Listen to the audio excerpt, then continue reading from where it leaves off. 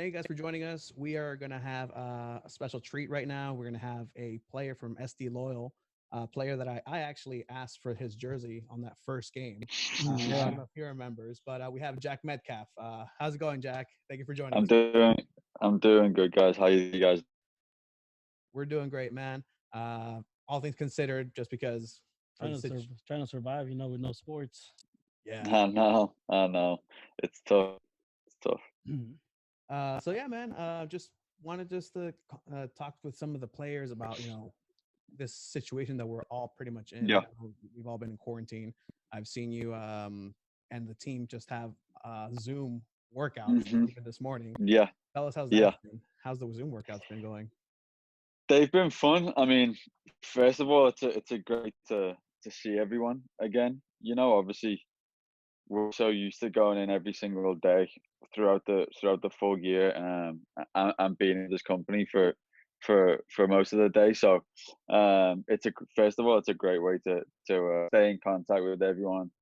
Keep up to date and everybody's face, and then obviously we have great staff, and a strength staff who guide us through those workouts. And it's just a great way to keep taking over and stay in shape and be ready for when the season does resume. But yeah, I've really enjoyed it. And I think all the guys and all the staff have really enjoyed it so far. Just keeping that community and that team spirit high, and at the same time getting a good workout in, and keeping fitness levels up. So I think everybody's enjoying it. It's something to look forward to a few times a week. Yeah, no, because I know you guys had something special going, man. Starting the season, Yeah.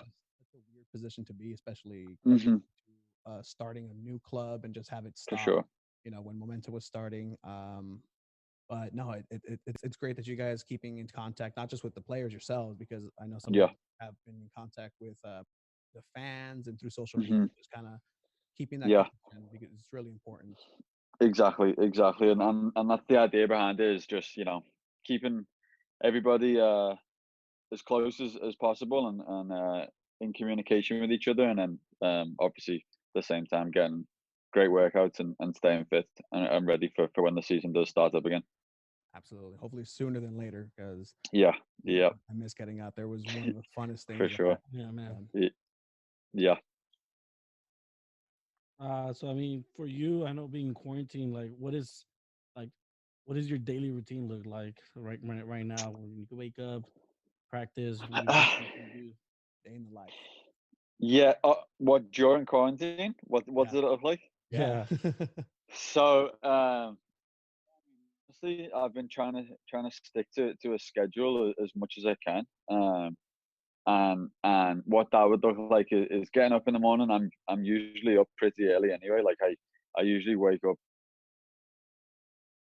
a dog out, grab a cup of coffee. Keep, like, that's normal. Me or my wife will take the dog out, like, pretty much every day, pretty early. Yeah. Um, and then I'm up, and we either have Zoom workouts in the morning a few times a week, or we've got some other things that we can do, to stay fit, and healthy, and as ready as possible for when the season starts up. So I usually get my workout in the morning, for a good few hours, and then home, lunch, and then it's tough. Once I get home, and, Yeah. and have my lunch, it's been tough to figure out exactly what to do every single day. Mhm. Um, but I mean, been walking my dog, nice long walks. I've been trying to do as many podcasts and interactive stuff with the fans, and whatever else to stay engaged with everybody, and FaceTiming people, friends over here in other states, back home. Yeah. That's been pretty much it. Yeah, apart from that, you know, not much, just chilling, relaxing, and stuff. So honestly, I can't complain too much. I don't have it too bad. Yeah. But yeah, that's pretty much it. That apart from my workouts and a few other things, I haven't been doing too much, to be totally honest. Honestly, I think like all dogs across the world are just confused. Like, Yeah, why is everybody yeah, here so long? My exactly. dog, my dog is already tired of me. Just like, okay, you can go to Yeah, work now. Like, you can leave me alone a bit. exactly. Because usually my wife would go to work pretty early. I'd obviously go out to training at like 7, and then come back around 1. So she sleeps all morning, and she hasn't been getting that luxury. She's been out a few times a Yeah. day already by that time. Yeah, we were actually I was actually doing some research, and you know, I heard you on another podcast, Fair Weather, Hmm. talk about you know, how your wife works at Radius Children's Hospital. And so, Well, she well, yeah. she actually no, she actually works at Aviana Health. Yes. She was to Radius Hospital, but yeah, she works for Aviana Health, so she's a nurse. So Okay. she's obviously still working during this period. So um, so yeah, yeah. No, and that's crazy because I also that's why I confuse it because today San Diego Mhm. Loyal, SD Loyal did a partnership with Yeah, Radius, and with so Radius. Yeah. yeah, and you know, that's something that it's great. It's a great hospital. I actually, well, both of us Hmm. have been admitted into Radius Children's Hospital when we were kids. Really? Uh, Yeah. you broke a finger, I broke my wrist. broke a nail, Dude. but I broke my femur when I was 3. Oh wow. Yeah. Yeah, Yeah. and so it's great people, great organization, and it's a great partnership that you guys have going on. Ye- Yeah, we actually had a chance. Obviously, we have the sponsor from Ravies, and we actually had a chance right before the season started to go over to Ravies and have an event there, and we had a little look around. I think they were even at that time they were a little cautious about obviously COVID and whatever else that was going on. So we didn't really interact with anyone, but we had a little look around the hospital, and we had a little event there to kind of outline like the partnership and what we'd be doing for each other. And yeah, as you guys have seen today, we've started and kicked off a big fundraising event. So if you guys are on social medias, make sure you Yeah. join Team Nate. Don't be joining anybody else's Oh, team. okay. Yeah, I was Team gonna Nate. ask Yeah, Okay. who join would you want? Team Nate. There's I'm on Team Nate, and we've got a good little squad going there, and we've okay. actually got off to a flying start. So I would say join Team Nate, please, Well, if anybody's listening. I'm gonna let you know. Landon Donovan is my best friend. I just met Yeah. him a couple months ago, but he's my best friend here. So, Oh, okay. it'll, So you got some but competition. I'll consider it. You know what? Yeah. He hasn't asked me to contribute to his. You have, and There you apparently go. followed us, but he hasn't asked us. So, you know what? I think we'll go There with you go. that. There Um, you go. but it's just the crazy times that we're living right now, man. And it's Mhm. great that even through all of this, there's still positives coming out of it. For sure. You know, I know that it's tough across the way. You know, I've spoken Hmm. to some people from SD Loyal in the front office, like Yeah. ticket sales manager and people, Hmm. and you know, it's tough. But you know, it's really great that your guys are still rooted in the community, and this is how it Yeah. started. And the Hmm. community will really thank you for that here in San Diego, because we really care about that. And you guys are all doing a great job with that. So um, if you can donate, and then not to Yeah. Team Landon, not to Team Carrie Taylor. Okay. There you go. Team Nate. Uh, But that it's funny. It's funny you talk about that though. I think that's I think since day one, as players, we realized that the whole club and the community was so invested in the project and what was going on, and to see it come all together. From the exhibition games to the home opener, and all the good stuff that the club is doing in the community with its partners too. I think during this time of such difficult times for so many people, especially in this community. It's you know fits exactly what the club is all about, and getting into the community and helping especially those people in need, especially during this time. So it's an honor to be part of that. no, definitely, and we'll definitely give it back to you guys, just as long as we get it, because we've been scarred before here in this town with sports teams, Hmm. but so far so I've good. heard. Yeah, I've heard. But yeah, so right now, I know Mhm. you traveled, world traveler. You spent a couple years here in the States, and here in San Diego, you're brand new. So far in San Diego, what's your favorite part of San Diego? Honestly, I've loved every aspect of San Diego so far. You know, obviously it's an unbelievable city. It has so many attractions. You know, beaches, all different areas that are so different. You know, it feels like every different area has its own little culture and vibe. Um, my wife have loved like exploring that. But honestly, I've been asked this question a couple of times, and I I have to say the people. I mean, the people from the day that we arrived here, you know, a week or so before preseason started, just walking around in the community where I live, you know, in other communities and getting to know the people. It's been honestly humbling how welcoming everybody is and how friendly everybody is and how excited everybody is about SD Loyal. So I have to say the people. I mean, the people have been unbelievable, and everyone who I've interacted with has been spot on so far. So yeah, my favorite part is uh is is being a part of that now, and I'm mixing with all the people in San Diego. Yeah, I'm curious. I mean, part of being in San Diego, a lot of it has to do with that we're so close to a different country like Mexico. Hmm. Yeah. And TJ, I mean, I wanted to ask, have you had the chance before this, like, to go to TJ and maybe try? I know they're popular for tacos. I don't know if you had Hmm. the chance to actually go across the border and maybe try some of TJ tacos. Not yet. No, I have not. Obviously, I had several days before preseason started, and then obviously we got Mhm. straight into preseason, Yeah, and we got straight to work, and then the season started, and then this all happened. So I have not had the chance, but it's something I definitely want to do. And if you have any recommendations for food spots over there, we or do, we do for yeah, sure. Got a couple. shoot me them, and we'll go. Yeah, I'll drive you down there, man. Just let me Yeah, know. yeah, I'll pay. It's on yeah. us. Don't worry about it. Well, Yeah, once this is all over, I'll take you guys up, and we'll go get some good food down Sounds good. I love Heard it, it here man. first. Landon speaks there for Spanish sure. too, so we can bring him too. Yeah. So about Landon, I mean, I know you've worked, you've been coached and been in Mhm. different youth academies coming up, and obviously had great managers, coaches train you. What can you tell us about Landon specifically that you see is different from any other type of manager? It's just something you like about his style of coaching and training. Yeah, I mean, it's something that all the players are taking full advantage of. You know, I mean, to have somebody like that involved in the club and be the head coach is something you don't see so often. To have someone such an amazing player to such an amazing then to take a step into to being a head coach. You know, it's a rare opportunity for all of us players to learn from him.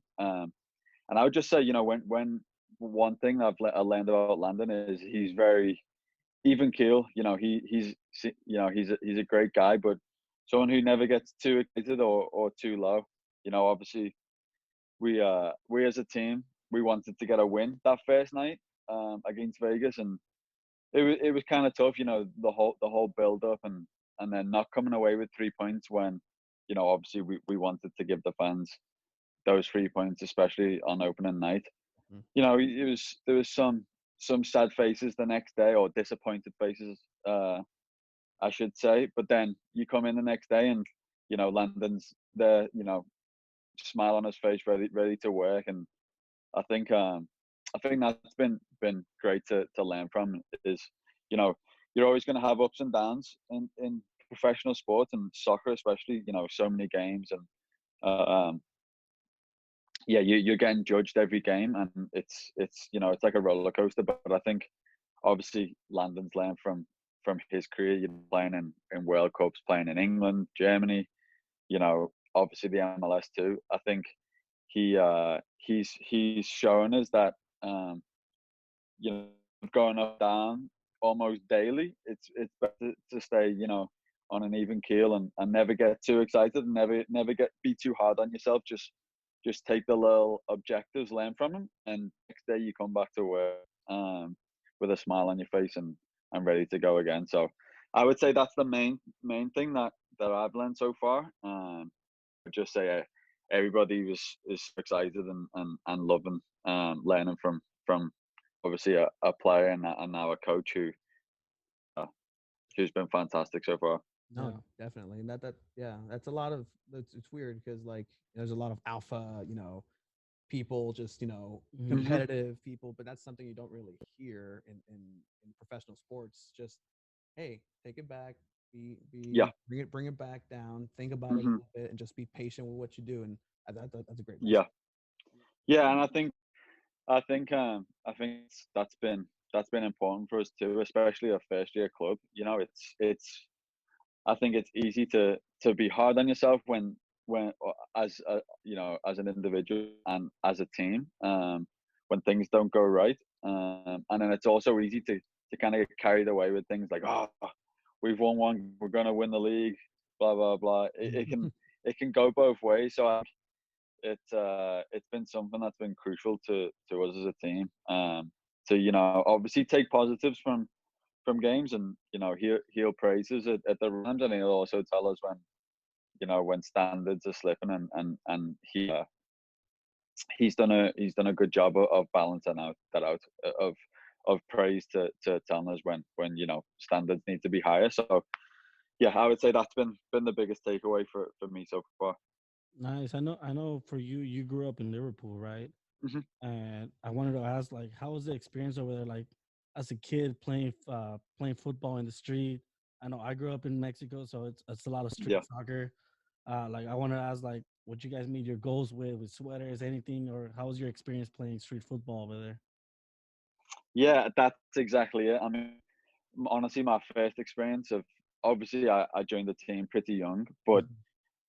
the first time, like I can remember really like being in love with the game would be in school, and we'd get like a first break and then a lunch break, and Mhm. first break just leap, you know, getting out to the classroom and sprinting down to the playground, and it was basically just concrete, and we'd have, yeah, exactly like you said, we'd throw sweatshirts or shoes, whatever we needed to make goals, and Mhm. we'd play non-stop the whole of break, and then as soon as lunch period open, we'd do exactly the same, and we would sprint down there, and we'd play non-stop until we were told we couldn't play anymore. And I can just remember the excitement, yeah, when I was growing up in school of getting out of class and going and playing. Exactly. And that's really where it started. Um, the love of the game started back then when we only had short periods to play, and that was all we could think about for most of school.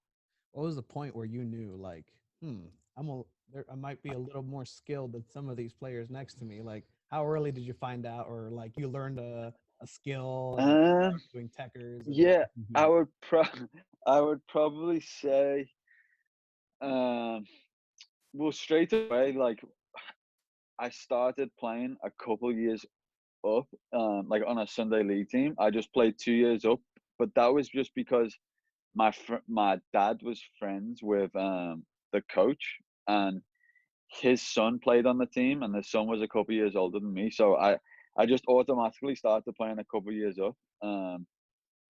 And even then, like I knew that I loved it and I could play. I didn't know like how good I was, or if it was obviously going to be something that I'd do for as a career. But I would probably say the first time I realized that it was probably a possibility to do as a career was probably a little bit later on, even after I signed for Liverpool when I was 9 years old. Still then, I mean, you're obviously playing against the best players in the country for other teams. You're playing against, obviously Everton, Manchester United, Man City. But I would say even then, it didn't really.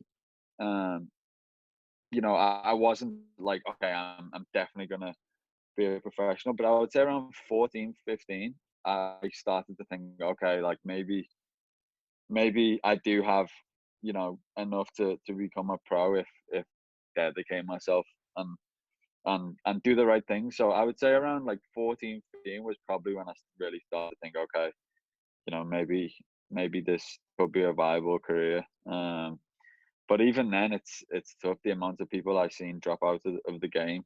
Um, you know, it's in any professional sport, it's tough. But obviously, growing up in England, where everybody wants to be a professional footballer, Mhm. um, the the competition's high, and obviously the spots are limited for who makes it, who doesn't. So um, yeah, I think around 14, 15 was when I thought, okay, maybe I can do this as a career. Yeah. So we'll take it a little bit back. Hmm. So I know that 1991, your family received a fantastic Christmas present. Yeah. Yeah. So as somebody who also Yeah. competes with Jesus's birthday or Oh Christmas, wow. Okay. mine is the 29th, a little bit after yours is Nice. on Christmas. Nice. Yeah. How was Yeah. your birthdays? Like I always like asking people like how was your birth? Because mine was like, oh, mijo, are you gonna want a Christmas present or a birthday Or a present? birthday present. Yeah. How was that? Yeah. I've definitely had those before as well. It was like, oh, here's a gift for your birthday and Christmas. Um, so when I was younger, I didn't really enjoy those ones, but um, it was fun.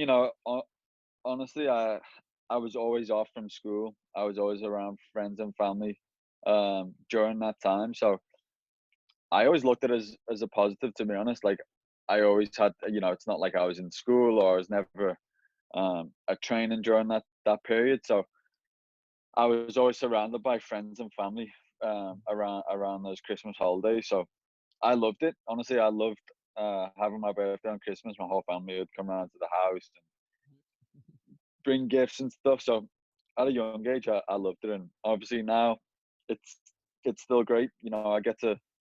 I go home back to England like once a year, and it's usually it is for Christmas every year. Um, so I get to go home, see my brother, see my brother's family, see obviously my parents, grandparents, and whoever else, all my friends back home. So I still enjoy it. Yeah, I still enjoy having my birthday around that period. Yeah. Uh, Best Christmas slash birthday present you received? Oh, that's a great question. That is a great question. Let me think. I mean, honestly, if I didn't say one of my wife's presents, I'd probably be in trouble. But I'll say this. I don't know if your wife watches Two Balls and a Mic. yeah, exactly. Hopefully There she you does. go. You know, yeah. One that actually, it's funny. I haven't thought about this in a long time, but one that stands out. I can remember uh growing like the old school silver goals. Like it was like a plastic goal where it was this company called Samba that it was pretty easy to put together, put a net up, put a decent sized goal up. So I remember the time when I ran down and I was like looking around for my Christmas presents, and I out the corner of my eye I looked into the garden, seeing the Samba goal like set up with like a ball and whatever else there. So I remember being really excited about that when I was real young. I must have been 7 or 8 at the time. And that was a huge present at the time. Yeah. Nice. I've been meaning to ask. That's awesome. I know. As a professional, there's been times where you score goals during games or even in practices. What has been the best goal you've ever scored that no one has seen? Like you scored at practice or anything like that, and you're like, "Wow, I wish I could That have no seen one that has one." seen. Yeah, maybe like two or three Uh, people, your family, or a Sunday league game when you were 15 or 10. okay. Yeah, probably. I remember in school. I must have been We all have 13. we all have our goals that we remember. Yeah, I remember being about 13, playing for my school. And again, I was playing a few years up. Like we had like a first team, and Mhm. I was playing a few years up, and I just remember like back to goal, and I'm not saying it was the best goalkeeper in the world, but I remember I was just outside the box, and I turned around and basically swung my leg, and it flew in like crossbar and in. Uh, that's one Beautiful. probably no one has seen. Uh, Apart from obviously the people on the pitch and whoever else was watching. But probably one that no one has really seen either is I mean a few people did, but in college, um, Clemson versus UNC Charlotte my freshman year, there wasn't that many people in the crowd. It was the weather wasn't great on the day and whatever else, but we had a corner and somebody, one of the UNC Charlotte defenders cleared it, and I just hit her on the full volley, and it went in. Oh, I don't think many people have seen that one, but that was probably the best goal I've scored, at a decent level. Yeah, find that. Yeah. yeah, yeah. That's awesome. So speaking of Clemson, I mean, you've pretty Mhm. much been in the States for a while at this point. Yeah, Um, yeah. I know. Probably back home, I've heard you're pretty liberal with the word soccer, and Yeah. I don't know how people back home react to that. But what would you say the most American thing about you is at this point? The most American thing about me, I mean, my accent's definitely changing. The longer I've been here, 10 years now, so I would say little words, you know, little words like soccer for sure. For sure is another one. The more the more I'm talking, I'm realizing how American I am. Honestly, I would probably say now, like it's funny when uh when my parents come over or family friends come over and visit. It's funny, like I would probably say my diet. Like I love like a classic American breakfast. I mean, you can't go wrong with eggs, bacon, sausage, some pancakes Speaking my or language, waffles or sir. whatever, a nice cup of coffee. I would say honestly, that's the first thing that I think of when I'm here is like, oh, you can't beat a good American breakfast. So I would probably say a good old American breakfast is the most American thing about me. Yeah, Love it. yeah.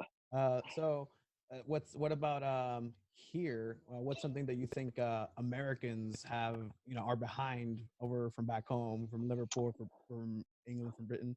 What's something that we need to pick up on? Um, I know Nando's is big over there.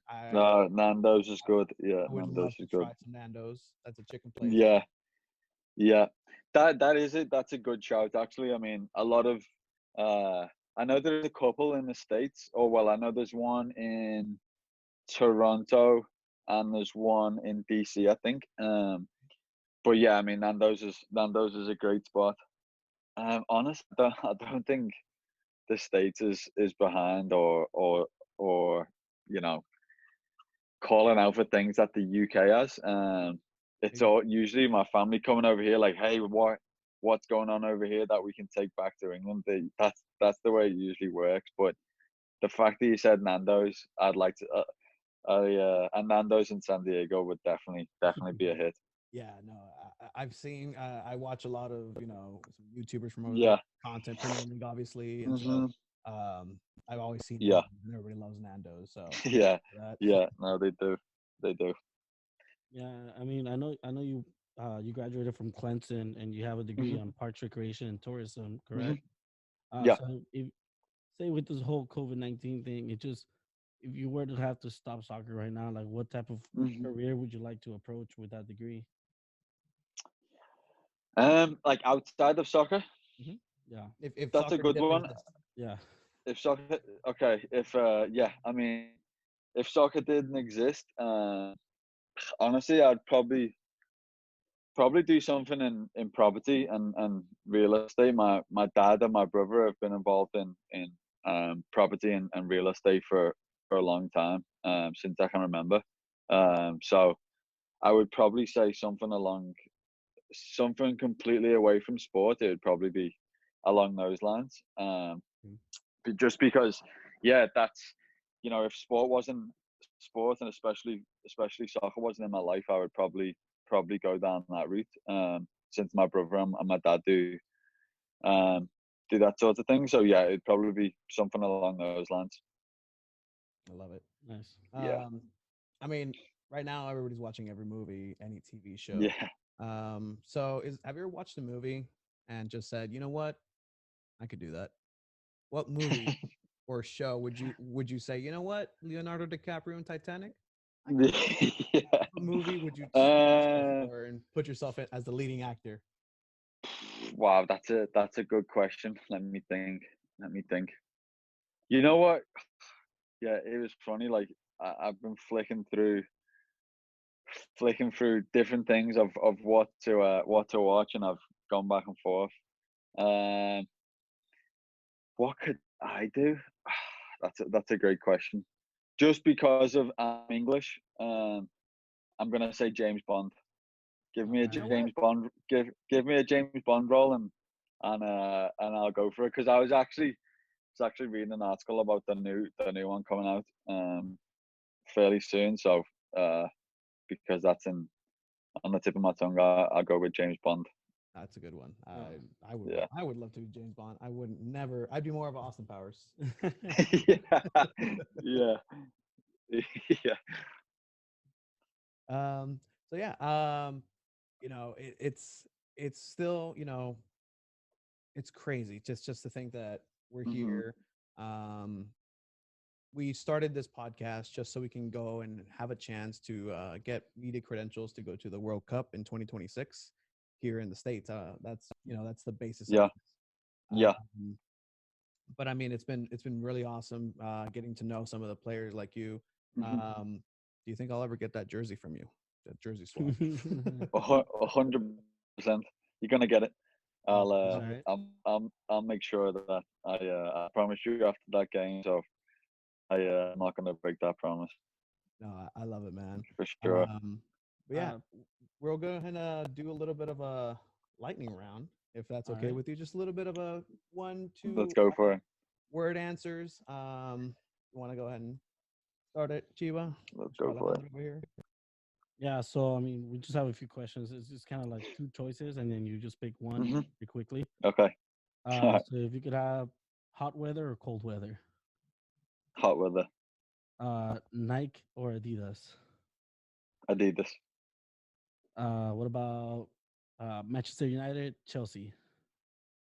I know. Wow. Wow. 'Cause I'm a Man U fan. He's a Chelsea fan. I'm gonna have to say Chelsea because Get I can't Wow. pick it. United. Yay! I'm sorry. Let's go. All I right. can't being a Liverpool fan. I can't pick United no matter I can't what. So blame I'm you for gonna have to that. say I can't Chelsea. blame you. I would probably pick something other than Liverpool as well. Uh, Yeah. Jay-Z or Beyonce? Ooh, Fuck, Jay-Z. Good choice. JC. All I saw right. that you went to a concert a couple years ago. Did our research, and Yeah. you were enjoying Yeah. yourself out there. Uh, Yeah. That was a Jay-Z Beyonce concert. Me and my wife went to. It was no, it was good fun actually. Yeah.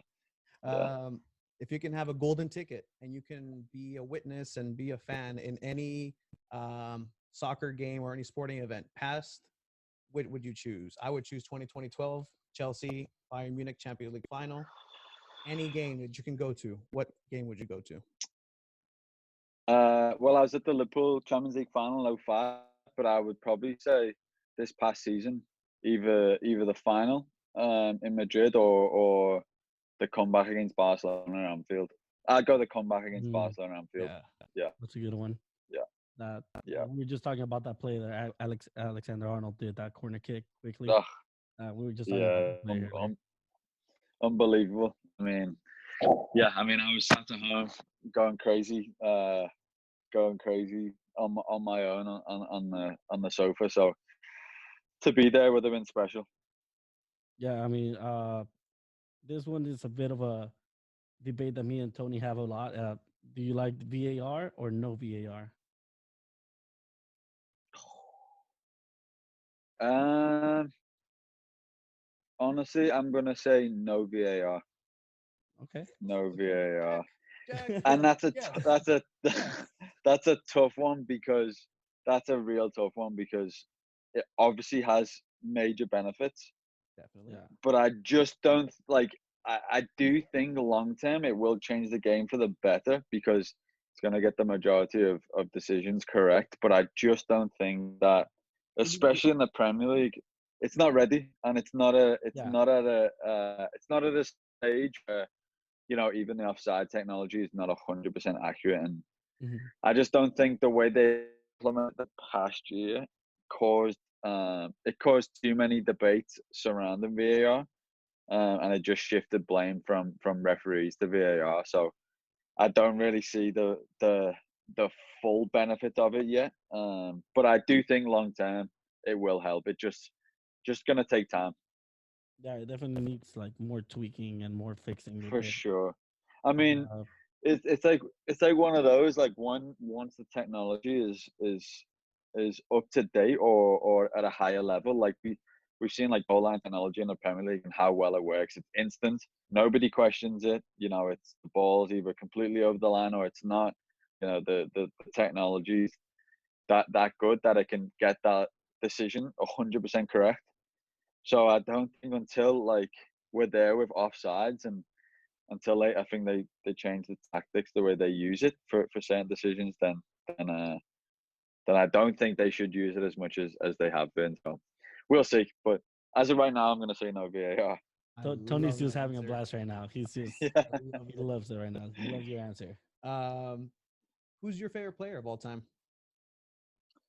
Favorite player of all time is Steve Gerrard. I mean, growing up around obviously around the time when I signed for Liverpool, he was the icon and the player to look up to. Yeah, I mean, he had everything, and I just think the way the one thing, like, obviously I think there's maybe obviously more talented players in a similar position. Like, I'd go for like Zidane, and Mhm. Lampard was probably a better goal scorer and whatever else, but the the the the X factor that Gerrard had was being able to to drag that Liverpool team that probably had no business, winning Champions Leagues, getting to Champions League finals, even towards the end of his career when we were so close to several different Premier League titles. I don't think those teams were anywhere near the Cities or the Chelseas of the league. So he had that X factor to drag the game from no chance of winning to dominating. So I would say, yeah, Steven Gerrard.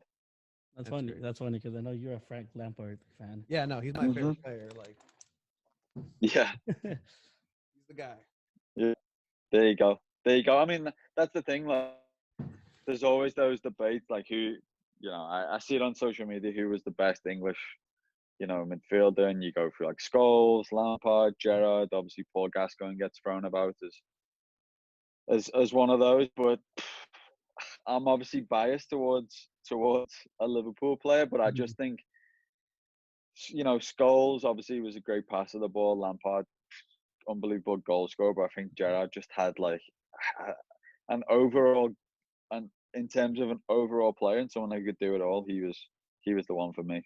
Actually, I don't know how you're gonna take this, Jack, but Gerard is actually my favorite Liverpool player because he There you go. assisted us because when he slipped and gave them my ball.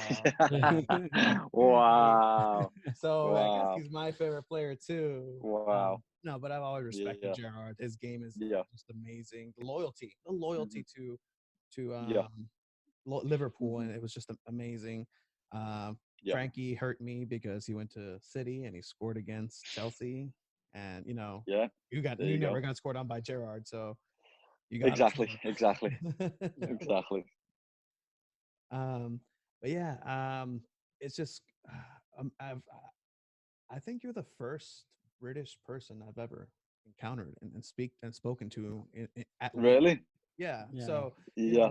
not only Yeah. is this amazing, I just like to know Hmm. that's part of the reason why I love the sport is Hmm. we can Yeah. be playing with somebody from Brazil who doesn't speak a lick of English, and you just put them on the Yeah. pitch with you and they know what to do. Yeah. You don't have to speak to that person necessarily. Hmm. Just like, hey, come here, or Yeah. something like that. Clapping. Yeah. Yeah. Um, Yeah.